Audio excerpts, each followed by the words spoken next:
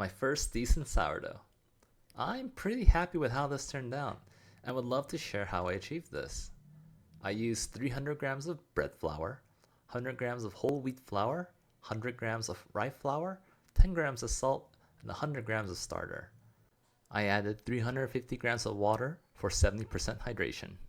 Add everything into a bowl and mix thoroughly, and let it sit covered for 30 minutes. You want to have it covered so it doesn't dry out.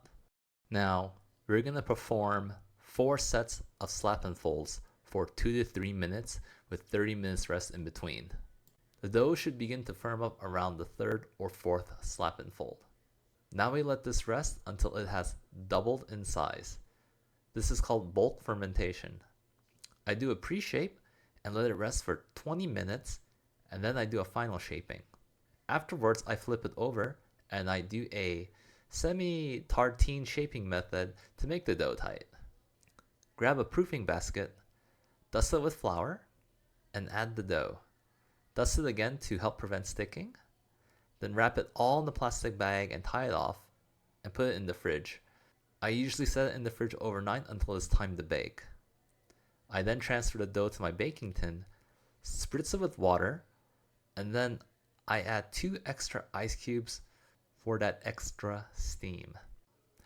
Bake at 450 degrees Fahrenheit for 40 minutes, then lower the temperature to 400 degrees Fahrenheit.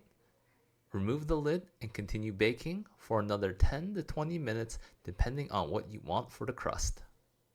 After you're happy with the bake, remove the bread from the oven and let it rest for 2 to 3 hours.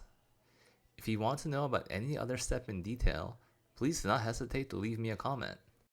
I started a new sourdough with cheddar and jalapeno inclusions that I'm happy to post soon. Subscribe for more.